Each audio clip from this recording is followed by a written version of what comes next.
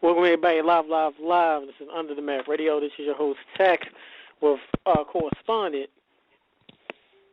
Yeah, this is Toph, and before we begin, I would just like to have a moment of silence for the Atlanta Falcons. They got buried again the other day. Yes. Good Lord, yes they did. By the Jacksonville Jaguars, 51 points. Welcome everybody to this special episode, what we call DLC episodes of Under the Map Radio. Today's episode is entitled Batman versus the World. Coming up very quickly, momentarily, we will have a good buddy of ours. He is co-host of DCALLACCESS and also podcaster for GeekHistoryLesson.com. Jason Inman will be coming in very soon. So this episode was created because, of course, we cover not only just pro wrestling, not only just MMA, boxing, we cover pop culture. And, of course, the big steady theme coming up is Batman versus the World, Batman against Superman coming up, The Dawn of Justice. We all seen the trailer, Batman versus everyone. Why is Batman so consistent? Why does he make DC Comics so much money on the silver screen, but not yet Superman or any other heroes? We will be talking all about that. Of course, follow Under the Map Radio on Twitter at Tech_UTMR. Follow us on YouTube at Under the Map Radio. Follow us on Facebook, of course, our fan page at the official Under the Map Radio / Under the Map Communications LLC page. Follow us on Instagram at Under the Map Radio, all one word. If you need to email us for any business proposals, questions of our appearances, and upcoming guests, email us at underthemapradio@gmail.com. Go ahead, Toph. Tell them how to follow you on Twitter. You can follow me on Twitter at Toph Knows Best. It's capital T, capital K, capital B. I don't really check Twitter like that, but I'll get back on you eventually. But that's where you can follow me at. Yes, please do. Without any further ado, of course, follow our staff. We'll give you, everybody listening live or also archive, we'll give you the Twitter handles for the rest of the staff. But because we have a very great guest, doesn't have much time, we're going to bring him in. Once again, I said he is the co-host of DCR Access and podcaster for GeekHistoryLesson.com. This man, I believe he's pro-Superman, seeing all of his Twitter and all of the fans coming to me talking about him. Bringing in right now, live, Jason Inman. Welcome, man. Hey, thanks for having me. I'm actually pro Nightwing, so it's the perfect split of the two. Oh, okay. Man, there you go, pro Nightwing. How you feeling today? I'm good. I didn't realize that it was Batman versus the World, but I'm excited to talk about it. Yes, it is. Well, you're coming on to the show, of course, how we do things. Want to ask you, what do you prefer us to call you? Jason, Mr. Inman? Yes, no, it's Jason. That's fine. Jason, that's cool. Okay. There's a lot of Yeah. Jasons we know. Okay, Jason. Of course, I know you're affiliated with DC Comics. Of course, you do the great show, DCR Access. When you think of Batman versus the World or Batman versus Superman, let us know whose side are you on, and then let us know your thoughts, too. Well, it like anything with comic books, it depends on what version you're talking about. Because if you're talking about the movies, you're talking about the cartoons, you're talking about the comic books, there's a lot of different versions of these characters. I honestly lean towards Superman just because I'd rather back the farm boy who's got the gumption to get everything done than the rich billionaire who's kind of just a depressive loner. And okay. In terms of the movies, I think Wonder Woman's going to kick both their asses because she looks fierce in that trailer. Yeah, she does. She definitely does.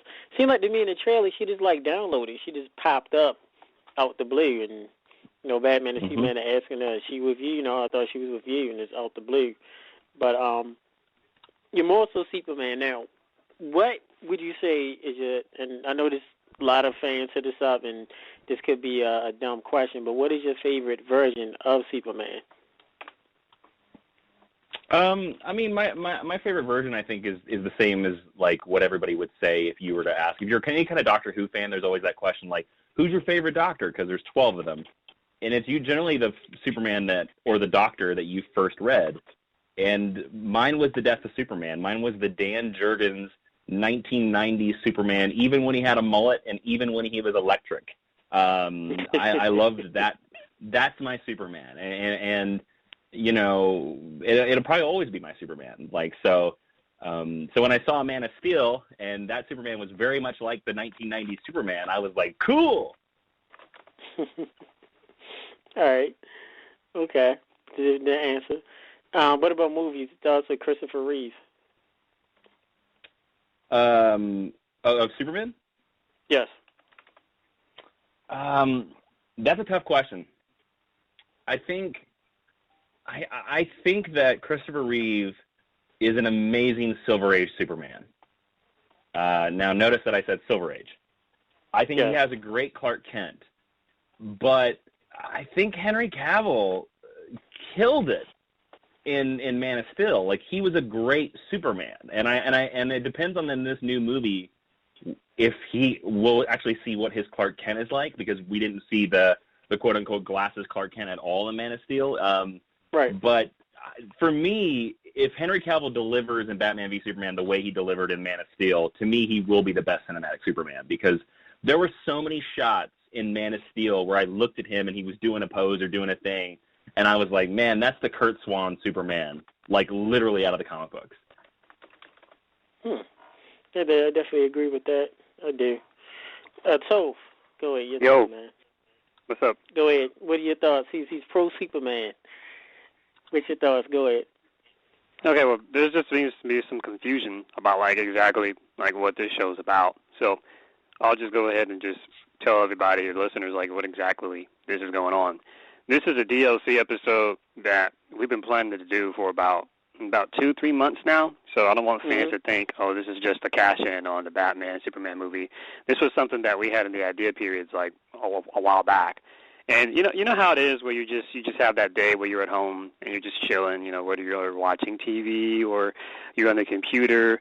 Have you ever had one of those days where just for whatever reason you just keep seeing the same thing and you're like, damn, like, is this something I should be checking out? Like, I'm sure there might be a particular product they keep advertising, or perhaps there's a particular show you keep hearing about, or maybe there's a movie that's really popular and, like, you just see ads for it everywhere.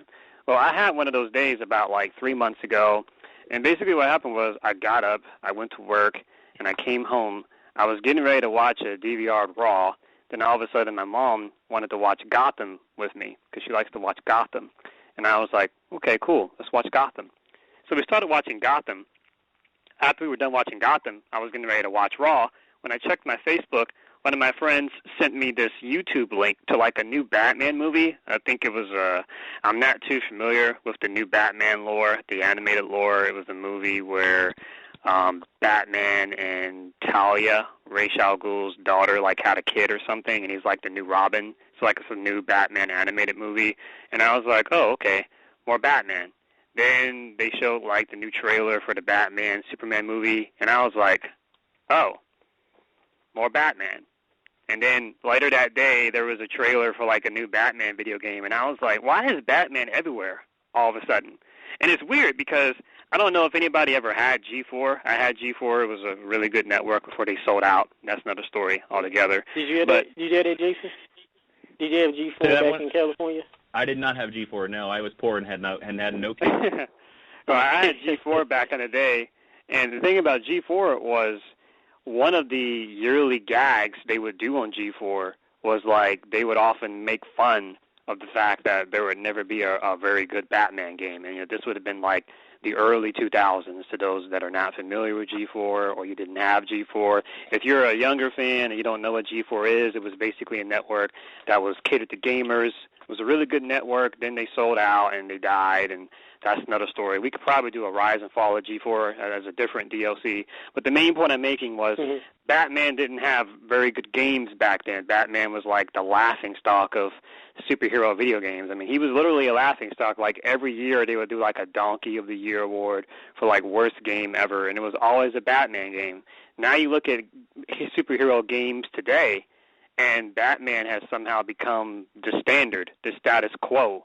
Like, all these Arkham Asylum games, all these Arkham Knight games, and I'm like, what happened? And it's weird because when I was a kid, I remember Spider-Man had a lot of games. There was a lot of cool Spider-Man games. There was a one for PlayStation, for N64, for Dreamcast, and then they'd start making Spider-Man games based off the cartoon, the animated series that came on Fox.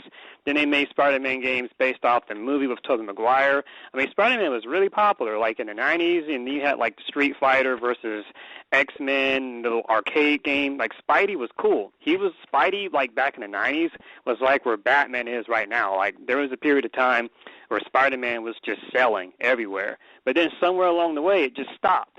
I don't even hear about Spider-Man anymore. Like, what happened? Like, what happened? It just stopped. And I look at DC and I look at Marvel, and it's like, okay, you look at Marvel, you see the Avengers, cool. You see Iron Man, cool. X-Men, cool. Spider-Man, cool. So it's like you look at Marvel, and it's just a wide variety of heroes. You know, there really isn't a particular Marvel franchise that you hear stands out. Everyone likes different stuff. But when it comes to DC, it's consistently Batman. Yeah, there's Superman. Yeah, there's Wonder Woman. There's Flash. There's Arrow. And there's a few other lesser-known characters. But when you hear about DC, 90% of people think Batman. When you think of DC success, you think Batman. When you think of DC video games, you think Batman. When you think of DC TV shows, even though there's not many Batman shows, you're thinking Gotham. Flash is out. Arrow's out. Supergirl's out. But Gotham has all the praise. Gotham's what they talk about on ABC, NBC, CBS. They don't talk about any of those other shows unless it's like at a Comic-Con convention. So it's like, I think that's grossly overestimating Gotham's power right there, buddy. Well, Gotham is really popular, man. Like, my mom likes it. She loves to watch it. So is Flash for beating its time slot and beating the two primetime networks. Flash is great, but I watch E.T. all the time because my mom watches Entertainment Tonight, and they always talk about Gotham on E.T. They never talk about Flash, Arrow, Agents of S.H.I.E.L.D., or any of those other shows. It's always Gotham. So the basis of your whole argument is that because E.T. says it's awesome, that then they're E.T., right. Yeah, E.T. basically talks about celebrities that are relevant. They don't talk about any of the other shows. Why Gotham? So Jason, go ahead. The main point I'm making is I'm not saying Gotham is better. That's not what I'm saying. What I'm saying is that Entertainment Tonight is focusing on the show that has Batman. You see what I'm saying? Like, if it was just if Gotham was just some crime show, because there are many fans out there that don't even like Gotham. In fact, some people think that Gotham's overrated. Whether you like Gotham or you dislike Gotham, that's not what I'm asking. There are many fans that think that Gotham could just be a crime show completely unrelated to Batman. And at times, I agree. There are times when I watch Gotham and it doesn't even feel like a Batman show, but the reality is that that's what it's known for. So what I'm saying is that E.T. focuses on it simply because the lore is based off of Batman. And I feel that if Gotham was not based off of Batman, if it was just some regular show, no one would even care about it. You see what I'm saying? So, all right, so Jason, I think we lost the point of what we were even talking about, but sure. Well, the main point is that somewhere along the way, Batman is the only thing DC-wise that consistently sells. So why don't other heroes don't? So I'm not asking why Batman is so popular. I mean, that's too broad of a question. I want to know what happened to these other heroes. What happened to Spider-Man? What happened to Superman? What happened to all these other heroes that were advertised in the 90s and the early 2000s? What happened? Because somewhere along the way, it's just Batman. Okay, so let's let Jason answer to give a counter argument of what you said, Toph, and then we'll let Jason go ahead and say his thoughts on what actually happened to you. Like Toph said, the 90s was Spider-Man, and the other ones, and now it's just all Batman. Go ahead, Jason. Well, I guess what is the point that we are arguing here? I guess that's what I need clarification. The main point that we're arguing is that at some point there were heroes consistently that were selling. It was a wide variety. If you look at superhero lore today, comic books, movies, TV shows, toys, it's mostly Batman. What happened? What are these other heroes?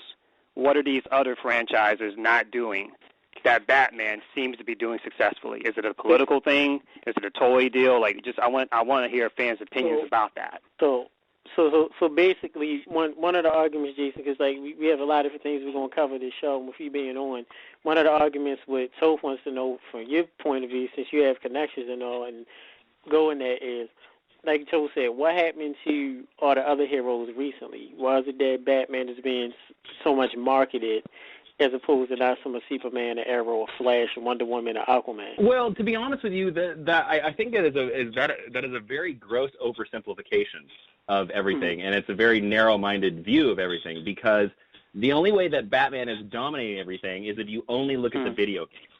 That's it. Because there are X-Men movies out there. Spider-Man movie is going to happen next year. There's a freaking Thor movie. There's a Guardians of the Galaxy movie that was the #1 movie of last year. If you only look at video games, yeah, sure, Batman. Okay, well, let's start there. Where do you think it went down from there? Hold on, so let Jason finish. Go, Jason. What you gonna say? I mean, but like to say that Batman is dominating all when Batman hasn't had a movie for 5 years now, I think is quite crazy, because Marvel is killing it over there. Like, nobody gave a damn about the Guardians of the Galaxy before last year, and now everybody loves a rocket, a tree, a talking tree, and a raccoon. Flash, literally 2 weeks ago, for the first time ever in CW history, beat every primetime network television show. Every network television show. That is, you know, and if you go through fan polls of DC, like what is the favorite DC show? Like if you were to go Arrow, Flash, and Gotham, I would put money that Gotham will always be third place, because the Flash is killing it in terms of quality, and so is Arrow. And you agree that now I think that this argument could be very valid maybe 3 years from now, when we see how awesome Ben Affleck as Batman is, and maybe we get to see him, because we're going to see him in 2 movies next year, Suicide Squad and Batman v Superman, and from everything that I've been told, he's going to kill it. And if we fall in love with his Batman, I think that could be happening. But in terms of video games, I mean, the Spider-Man did a couple of really bad tie-in video games that really blew. They had 2 really good video games, and then they started doing like Edge of Time and Web of Shadows, where as Spider-Man, you're just sitting there fighting robots, and it's boring as hell. But with Arrow and Flash out there, I do not think you can say that Batman is dominating, because where is our Batman TV cartoon right now? Well, the domination was mainly about the video games. Yeah. That was where my realization really came in, because as I was saying before, there was a period of time when bad Batman games was like the trend, and now video game wise it's like the status quo. So I just want to know, like, why don't we have other superhero video games? Why is it like Batman? Because we getting fan questions now of, you know, why isn't there Aquaman game? Wasn't there Wonder Woman game? Right. What do these other heroes? Superman what game? is it these other heroes can't bring to the video game table? And it just bothers me, because I remember during the 90s and 2000s there were video games for all the heroes. Some were successful, some were not, but they were there. But like video game wise, Batman has just dominated everything. And like you said, you just mentioned some of the Spider-Man games that flopped, but some of the earlier ones were good too. So I'm just Spider-Man confused. 1 and Spider-Man 2 were great. Right. I had those games. Those were some of my favorite games as a kid. I still play them. And I still think that Spider-Man could sell as a video game. But for some reason, there doesn't seem to be an interest. You know, like no one's ever talking about the next potential, you know, superhero game. Everyone's just talking about the next Batman game, and that bothers me. I'm like in the same boat as you. I think that Batman as a video game franchise is a tad overestimated, but it just seems to me like there's no interest, like video game wise, for any other heroes. Okay. Good, Jason. I mean, if we're just strictly talking about video games, I just think that Batman has had 4 successful video games in the last 5 years, and that the tide will turn. I think wait another year and it'll completely change, because the video game industry is so topsy-turvy that, like, right, you know, what sells is what sells. And if you look at the clues that are in the latest Arkham Knight, the clues are pretty strong that Rocksteady is working on another DC game that is not Batman. Now the question is too, and you know, we already talked about the video game thing. Now, when it comes to the movies, you know, yeah, of course, Batman was successful. Like you said, Batman hasn't had a movie in 5 years. Why do you think that there was, when it comes to Superman and the other heroes, why do you think that a lot of people so much kind of turns a weird eye towards Superman? Of course, Superman Returns came out. A lot of people didn't like that. And then what were your thoughts on that? And then Man of Steel came out. Man of Steel did pretty well. But then some. So it's like, why is it in the broad scheme of things with fans is that like Batman's the end all be all. But then when it comes to Superman and the other heroes, it's like, you know what I mean? It's like everybody craps on it. You see what I mean? So why hasn't there been like an Aquaman movie or a Flash actual movie or Wonder Woman movie? And then, we've seen the Batmans and you've seen the Supermans. What's your thoughts on that? Well, I mean, you can say, like, the interesting thing I will say about it is Superman Returns, whatever, it has a lot of problems. It was just because it was trying to remake Richard Donner. But that movie still has the best Superman action scene of any movie of all time where he catches that plane. That's pretty amazing. Man of Steel didn't top that for me. Like, him catching that plane is still the best Superman action scene I've ever seen. Now, Superman Returns has a lot of problems. Yes, Superman Returns didn't do too well at the box office, but I always think about that people can be like, oh, I didn't like this movie, and oh, I didn't like that movie. But the fact of the matter is that Man of Steel made money. It was not a bomb. It doubled its production budget. I mean, I'm looking at the number right here. It's $667 million. It was made for a production of $225. So right. The thing about that movie is, and I know it's either you either love it or you either hate it movie, right. And it's not everybody's cup of tea, but people voted enough with their wallets to make it a hit. Exactly. So, but I will say that in terms of the other characters, what DC is trying to do is they're trying to build a cinematic universe. And I think that they started with Superman because he's the first superhero of all time. He was the very first superhero ever created. Well, who was the second superhero? Well, that was Batman. And the idea to put Batman and Superman in the same movie, something that we've not ever seen in cinematic history. Like, I thought it was freaking awesome when the Avengers were all in the same shot. That was so cool when they put that in that trailer, and that was a clap out loud moment in cinematic history that like all these Avengers are there. But my mother, love her to death, doesn't care about comic books, didn't have a damn idea who the Avengers were, and when that moment happened, she was just like, so? But she's heard about this Batman v Superman movie, and she's like, oh, they're going to be in the same movie now? I might actually go see that. So Batman and Superman penetrate outside of the comic book outside of the comic book niche. Yeah, the genre. Yeah, like the Avengers do now because of the movies, but before then they didn't. Like, nobody knew who Iron Man was 10 years ago. I did because I read the comic books. But yeah, we did, right. Yeah, we all knew who he was. But it's tougher. So you have to start with the base of what people know, and you have to get them intrigued. And putting Batman and Superman in the same movie, and then we lead to our Aquaman movie, is the way to get it. It's all about perception. You tell somebody that Aquaman's a guy that talks to fish underneath the ocean, and people are like, "Oh, that's pretty stupid." But then you tell people like, "Oh no, he's the Conan king of the sea," and then people are like, "Okay, I can kind of understand that. All right, I know who Conan is, and I know what the king is. Okay, yeah, I'll go see that movie."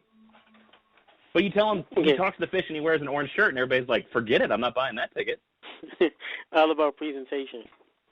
Yes, that's exactly why. You start with their big guns, and then you ease people into the weird stuff. Do you think, and we can touch on the trailer, and we're going to touch on it later on, but since we have you, Jason, you seeing the trailer, what was your initial thoughts? Because we got a lot of feedback from our staff, and a lot of fans was hitting us up and, saying, some people liked the trailer, some people didn't like it. When you first saw the trailer, what was your thought of Batman Superman? The newest one, right? The newest one, yes, the newest one. I thought the first trailer was better. The Comic-Con one. I thought it was better. One? Yeah. The shorter one at Comic-Con, I thought that one was better. It does have a very uneven tone in that trailer. Like, it kind of seems like it's three different movies. But for me, I thought it sold me on two things. It sold me on Ben Affleck's Bruce Wayne, which I think is going to be damn good. And that shot at the very end where you see Wonder Woman, Superman, and Batman in the same shot, and they're gearing up to punch something. We think it's Doomsday. If that's called Doomsday, we don't even know. Was really cool. And that's what I wanted from this movie. I wanted to see the three of them, and I wanted to see if Ben Affleck can deliver. And every trailer seems to say that Ben Affleck's going to deliver, and he's going to deliver in spades. I will say that I go either way about the Doomsday reveal. Again, if that's even Doomsday, because Doomsday's not even said in that trailer. It looks like him, so I sort of can get the comparisons. I could see either way about them being like, people being like, oh, that gives away the ending of the movie, like, because Doomsday is maybe supposed to be a surprise. But I've also read an article on comicbook.com the other day where the production designer of Superman and Batman said that Doomsday is not the only threat in the third act. That he said that there's something else. So what the hell does that mean? Is Lex Luthor showing up in a battle suit? Is Aquaman going to show up and fight him? Like, what's going to happen? Right, because I know it's I'm trying to think. I saw this as I believe it's MrSundayMovies.com. I'm not sure if you heard of him, but I know he posted a video and about the little things you missed, and he kind of alluded to a little hints that Aquaman could, in the newspaper, Aquaman could kind of be alluded to where he might show up and where, he could have to face him. A lot of people was against Ben Affleck being Batman, and one thing that I said on here on this show and others is that, let's remember when Heath Ledger was announced as the Joker years ago. People were Heath Ledger, not him, not from Brokeback Mountain and The Patriot, he's going to suck. But yet Heath Ledger did a great job. I mean, and now he's everybody's favorite Joker, Exactly. I mean, I grew up with Jack Nicholson, so Jack Nicholson, that I always loved Jack, but then I also love Heath Ledger in a different light. I can't really compare it. But now, same thing with Ben Affleck. Everybody want to slam, not Ben Affleck, he can't do it. I mean, it really wouldn't be too hard to beat Christian Bale as Batman. And in my opinion, Christian Bale was... And think about this, too. How awesome was it to hear, and I actually predicted this, how awesome was it to hear that Batman's voice is just going to be modulated? So he has some piece of tech in his cowl that just changes his voice, instead of him doing the, I'm Batman, that everybody does now. Toph, and I know, JC, you got to go in a couple minutes. Toph, what's your thoughts on the trailer? I mean, overall... go ahead. As a DC fan, I'm going to support the movie. I'm not really a fan of the typecasting of the movie. In particular, Jesse Eisenberg as Lex Luthor. Horrible choice. I agree with you. The trailer looked good. My only fear for the movie is it reminded me a little bit of Spider-Man 3, where there was just so much put into one movie, and we kind of saw how that went. I hope that the pacing of the movie is well written, and I hope that each character is given enough time for we know who everyone is, but a casual fan may not know. I think that they might be putting a little too much, but it looks good. Let me throw something out for perspective, because you're not the first person I've heard that has said the too much thing. There's also another movie that's coming out a month later called Civil War. Yes. There are literally 16 characters in that movie. Right. Yeah. And we see them all in the trailer. Except Spider-Man. Yeah, except Spider-Man, exactly. So, right, and that was a smart move. That was a smart move on Marvel's part, because Marvel knows that fans want to see Spider-Man, and they didn't reveal him in the trailer. And as a fan, that makes you want to see more. But they just basically revealed Wonder Woman off the get-go, and I would not have done that. I would have let fans wait. But I mean, I think that's splitting hairs. That's really splitting hairs. But I'm saying, I'm saying that there's a movie coming out a month later that has more characters than Batman v Superman, and I haven't heard a single person be like, "Hey, this has too much in it." Because to me, I honestly believe that all those extra characters, Aquaman, Wonder Woman, all stuff like that, Wonder Woman's going to be like 15 minutes. Come on, she's going to be the last act. Cyborg is maybe going to get a cameo. Aquaman is maybe going to get a cameo. The movie's about Batman v Superman. Just because they're putting extra cameos in it, doesn't really, doesn't work for me. I mean, I love Marvel movies, and I know everybody out there is going to listen to this and be like, "Oh, he's such a DC lover." No, I love both sides. I really do. Yeah. And I like the internet to be objective and not just be black and white, which is what the internet tends to do. Like, oh, right. Fucking, I love Marvel and I love DC. You need to see both sides, because Avengers: Age of Ultron, to me, didn't serve us all the characters that were in that movie. There were too many characters in that movie. I actually agree with that. I agree with that. And it suffered because of that. Whereas Avengers 1, the perfect number. Yeah, that's true. I will say real quick, random shout-out to the angry, passionate Alfred that was in the trailer that I enjoyed, where he was giving them that little speech, Bruce Wayne, that speech. And do you know, too, people keep forgetting this, is that we saw a Robin costume that was hung up with the Joker's handwriting on it. Everybody tends to forget totally about this, which could be a big caveat to the story going forward. Everybody talks about Batman, Superman, Doomsday, Aquaman. Everybody totally forgets, especially with production. They clearly did a still shot of a Robin outfit. Who could it be? Jason Todd? Could it be Tim Drake?